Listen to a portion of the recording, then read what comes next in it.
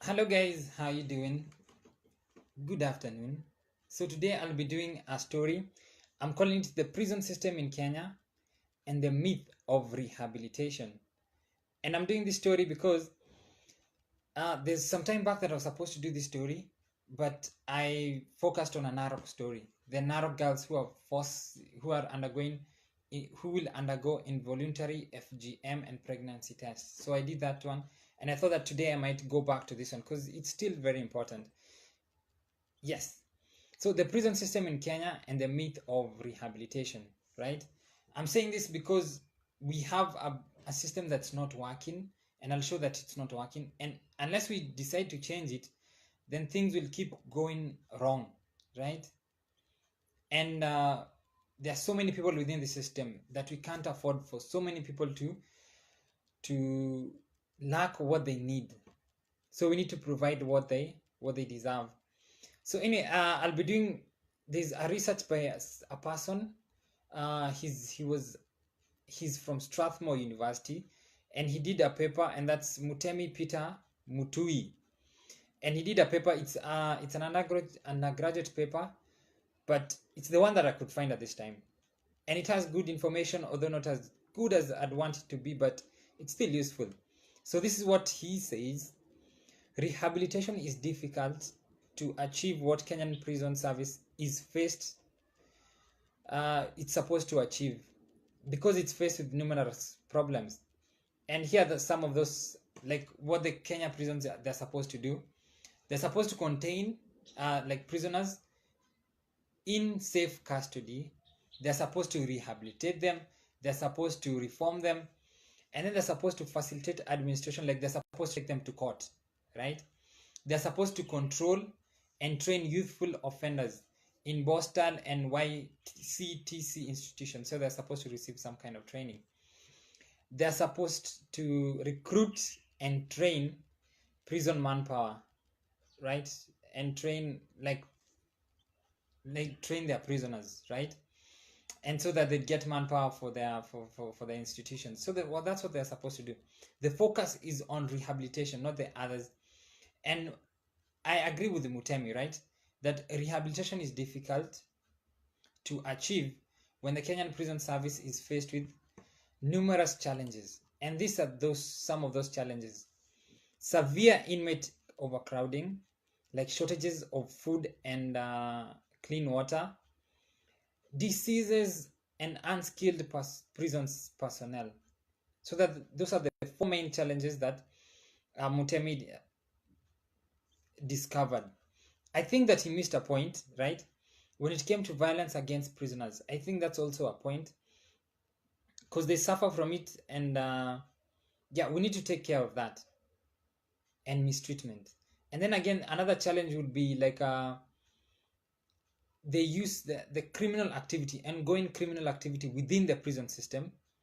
And I'm not talking so much so about the beatings, the okay, we don't have gang violence, but some kind of the mistreatment of other prisoners by other prisoners. I'm actually talking about the calls that we receive from committee prisons and others. That's a huge problem because it means they're not being rehabilitated. It means that even within that system, they are pursuing criminal activity and perhaps benefiting from being there. So anyway, just to go to others, a focus on overcrowding just a bit, focusing on overcrowding just a bit. The challenge of overcrowding causes deprivation of goods and services necessary in the rehabilitation of offenders, such that you guys are 10 people and you need X facility to rehabilitate for rehabilitation. But then now you are 100 people and you still have the same X facility. You get? So you are being deprived of a good and service that is necessary for rehabilitation, right? Because you're receiving a tenth, an eighth, or a sixth of it, or even a fifth of it. And so that's a problem. Just to go to the statistics a bit, the prison population in Kenya, this includes pre-trial detainees and remand prisoners. Like everybody, that was 54,000 as at September 2018. So imagine, in a country of 50 million people, we have 54,000 prisoners, right? We'll go into the stats a bit. But that's what we had. Now, in terms of capacity, again, using stats from prisonstudies.org, 2016, the prison population at that time was 50,900 people. The official capacity at that time was 26,687 people. So we have 26,000 people in a prison system for 50,000 people. So that's a bit of a problem right there. Yeah, and you need to deal with that. Then what we have is the current establishments. We have 108 institutions, like prison institutions. And so these 108, they cater for, like, they're supposed to cater for 26,000 people, 26,687, but they're catering for 50,900 people. So again, there's a problem over there. We need to deal with that. Now, another problem that so here kind of like figures, because the overcapacity, it does not affect all the prison systems equally. It affects some more than others, right? Let me give you an example. Like you might find in some places there's an overcapacity of 400%. 400%, right?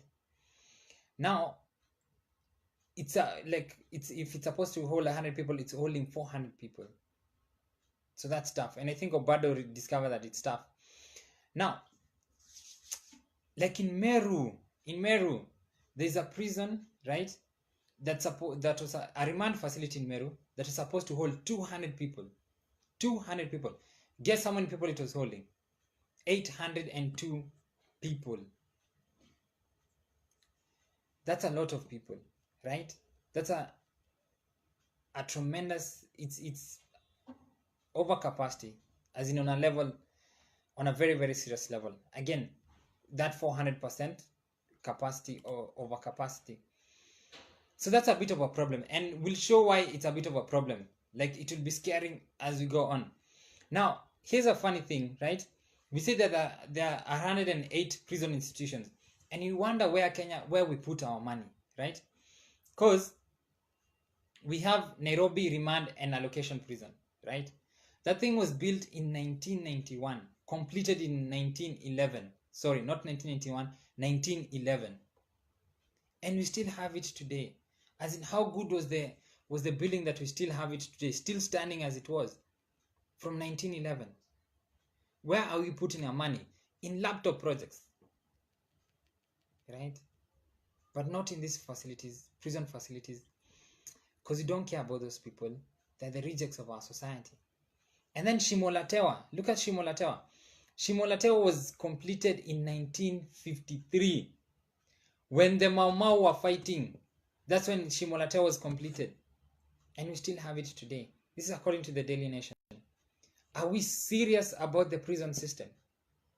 And if we're not serious about it, then why have it, right? We need to get serious about this kind of things. We need to stop focusing on police uniforms. We need to stop focusing on laptops. We need to stop focusing on wheelbarrows. We need to focus on this kind of stuff, right? Now, at Isiolo prison, right? This one was built in 1947. It was built at a time where we had a governor, and his name was Sir Philip Michel, right? 1947. That's 2 years after the World War. And you think, where do we put our money? Do we really care about these guys? About the prisoners? Do we really care about rehabilitation? Or is it, as I say, is it a myth that the entire talk of rehabilitation is just to please the donors, it's to please the public, but at the end of the day, we really don't care? Because, as it says in the Bible, where your heart is, your treasure will also be. And our treasure is not clearly in the prison system. Because you have 1911, something that was completed in 1911, before World War I broke out.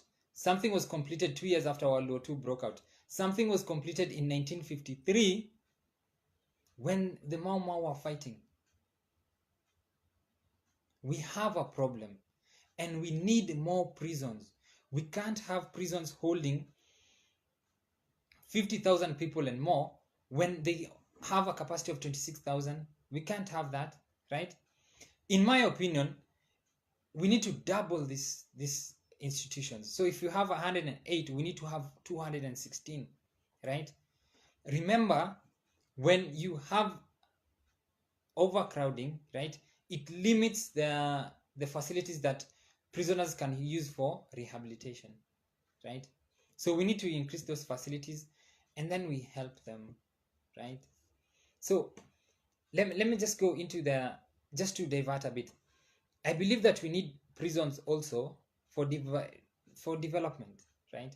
There are a lot of people doing a lot of bad things, and these people need to be in prison, and we need to put them there. We need to increase like, let me give an example of America. That's the largest economy worldwide, right? It has 716 prisoners per 100,000 of their people, right? Let me go to another country. Australia has 125 people per 100,000 of their population. England has 148,000 people per 100,000 of their population. Kenya, what do we have? We have 130, right? And why do we have this figure? I believe that we have this figure because so many people run away from the prison system. They just cut around the prison system. The people who are supposed to be in prison are not in prison, right?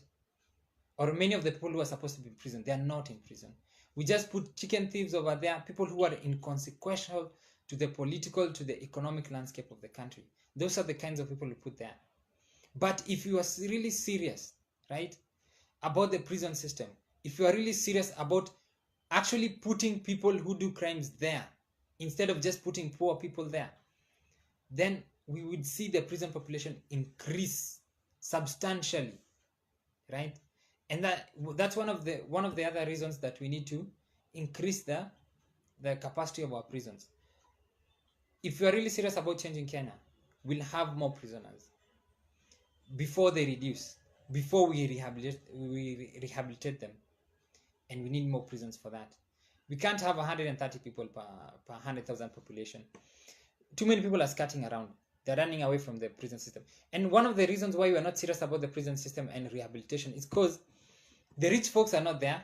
Like Obado, he was there. He was complaining about Skuma, right? If we have many Obados there and we put them there, then their families would really care about the prison system and would really start changing it instead of just speaking about it, right?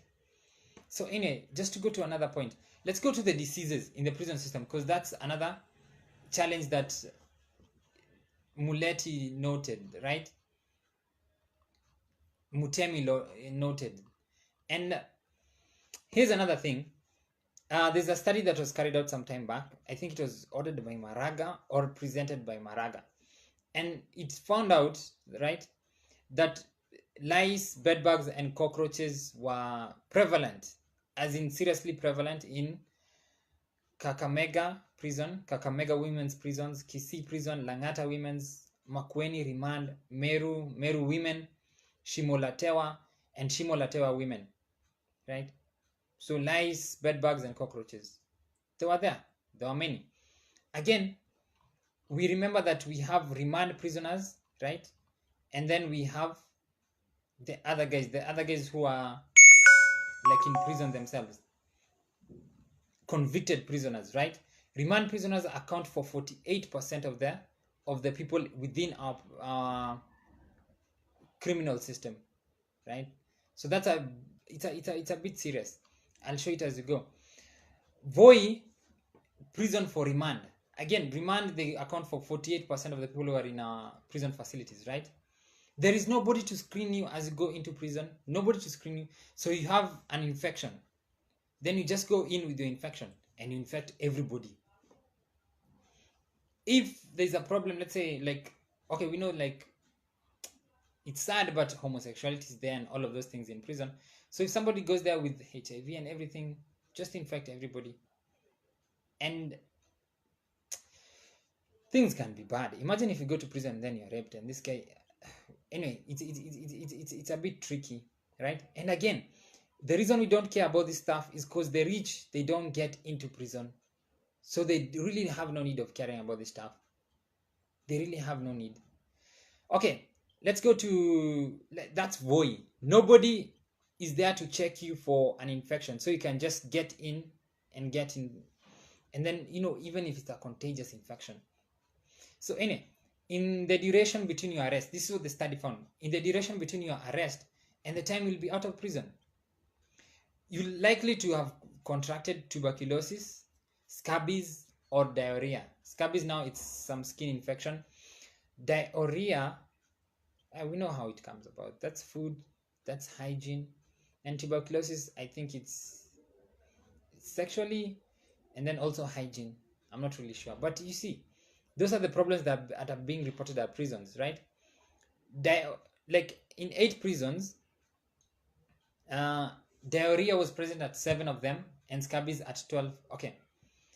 TB was reported to be a serious issue at 8 prisons. Very serious issue in 8 prisons. Diarrhea at 7 prisons, and scabies at 12 prisons, right? So imagine 48% of the people, they are there for remand. A remand person is somebody who is there awaiting continuation of their trial, right? They have not yet been convicted. And you get in VOI prison, and somebody comes in, he's infected, nobody's there to check him, and so you receive an infection. It could be a sexual infection, it could be an airborne infection, right? Or you go in and then you come out with diarrhea, or you come out with TB, and you're still undergoing trial, you haven't even been convicted. And even if you're a prisoner, it's still bad. And the reason we're not focusing on this thing is because we are not serious about the prison system, because it's for the poor mostly. If it was for the rich, there'll be a focus on this kind of stuff. The TB that's in prisons, it's actually it's drug resistant, so that's a bit of a problem. Okay, so what happens with the other challenges, like challenges of inadequate resources? Because I was focusing on overcrowding. Inadequate resources, understaffing, or bad staffing, it leads to, like, you won't have the services that you need. If somebody's supposed to protect you and there are not so many security wardens to protect you, then you'll get beaten, you'll get raped, they'll steal stuff from you, so there won't be adequate security. More so because there's an inadequate number of guards, and then the quality of the guards, I don't think it's that good also. Then the inadequacy of facilities results in the deprivation of heterosexual relationships and liberty for inmates. I think this one, he's talking about conjugal rights, which don't go away when you go into prison. They don't go away. The urges don't go away. And if you're really serious about rehabilitating these guys, you won't make them suffer, right? Such that depriving them of their conjugal rights, it's not supposed to be a punishment, it's supposed to be rehabilitation. And if the rich were going there, we'd view it as rehabilitation. But now we're kind of like, to hell with the prisoners, let them do whatever they want, let them eat whatever they want. I wasn't there when they were stealing, so why should I care? You should, because these are our people, and they result from our society, right? Anyway, so just to continue, the Kenya Prison Service has failed to effectively rehabilitate inmates. This is the conclusion by Mutemi, because the recidivism rate, it's 50%, right? Recidivism means that you go out of prison, right, and then you commit a crime and come back, because you fail to integrate into society meaningfully, so you still went out and committed a crime, right? And what Mutemi says is that people in Kenya, they have a tendency to leave prison more criminally minded than they were when they were getting into it. And that includes remand guys, the guys who are waiting trial on there. 48% of the guys who are waiting trial, who are not yet convicted, they'll go in and then they look at this system, and this system is so broken, and they'll come out more criminally minded, because what they have endured there is worse. So when they come out of society, and us who didn't care, now we'll start caring, because they'll be able to train the other guys on how to steal and how to avoid. They'll be able to steal. Actually, I think this recidivism rate is a bit lower because we don't have systems for catching those guys when they're outside and they're stealing, or they're robbing, or they're doing other stuff. and we don't have systems. Okay, we don't have tracking systems to track the prisoners once they're outside of prison, right? In the US, the recidivism rate for state prisons is 76%. For federal prisons, it's 44%, right? And that they are able to catch those prisoners and then calculate that recidivism rate, because they have very, very good systems of tracking prisoners, of catching them when they commit crimes. As we don't have those systems, and prisoners, they would know how to avoid like the police and all that kind of stuff. So anyway, it's just a bad system and we don't care about them. I wanted to talk about poor pay for prisoners when they perform tasks in prison, like when they built the chairs for people in parliament. Those rates that they received, I think cents per minute or cents per day, they were set in 1973. And we need to talk about that. Again, we don't care about these guys because they are obados, they don't go to prison, right? The kideros, they don't go to prison. And that's why you don't care about this stuff. That forced slavery that Uhuru introduced the other day, where companies are to receive cash for prisoners were to work for certain companies, and then they would pay the Kenya Prison Service for the service that the prisoners did. You'd actually care if it wasn't if it was somebody like, like the Kidaros and the Obados going there. That's when you'd really care. If the Patnis went there, we would care, right? But we don't care because they don't go there. Anyway, so what does Mutemi say? How do you improve this prison system? You increase support for the prison service, like giving them more cash, giving them probation services, doing all of those things, budgetary allocations. I don't believe that these things would work if our mindset is not there.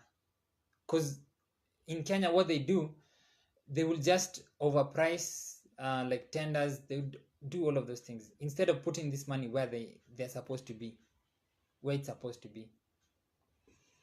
It starts from the heart, right? We really need to understand why the prison system is important. And that's why I said, if we really want to develop Kenya, if we really want to, we have to increase that prison capacity for developmental purposes, because we need to put more guys in there, the corrupt guys, the guys who are getting away with, like the cops who are colluding with the robbers, like the guys who are colluding with others to steal other people's lands, the government officials, like all of those guys who are getting away with crimes, they need to be put there. Those guys who are getting away with hate speech because they're politicians, they need to be put there. And as it starts from the heart, as we understand why the prison system is there and what it can do for us as a nation, then only then can we put money into that system. Because when you do that, right, then people would be remembering, like the brother of Moses Kuria, right? He used to work for Ititu. Now imagine if Moses Kuria goes into prison for hate speech, right? His brother would actually care about where the money is going from. And his brother actually has some political weight. So he'd push for that cash to go in the right things. He'd push for rehabilitation instead of punishment, instead of putting them in jail and throwing away the key. But unless we have our heart in the right place, and unless we're serious about this prison system, there's no need of putting more cash into there. It'll just go to waste. Guys will do more tenders, procure more stuff, and the prisoners will still be getting pay from 1973. They'll still be forced to work under this new system that Uhuru is introducing. They won't benefit. There will be no rehabilitation because it's still a myth. They'll go there, there'll be more diseases. There'll be more overcapacity, right?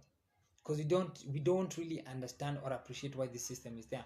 And that is why we have 130,000 prisoners per prison population, where the US has 716, whereas the UK has I think Australia has 125, right? And the UK has 148. But we're allowing so many people to get away that we have 130. Anyway, not to digress, just to try and finish up. Mutemi says that we need to encourage alternative sentencing options. Like if somebody is caught for stealing a chicken, then he needs to go and clean, let's say, hospitals for a bit of time, things of that sort, instead of putting them in prison, while you're allowing people who have still stolen billions to go free, right? Put the person who has still stolen billions in prison, let the other guy go, and do this alternative sentencing stuff. And then invitation of civil society and community participation in reintegration programs, right? Again, if you pay prisoners based on rates in 1973, right, then you don't expect them to love, the arts and crafts that they're doing, right?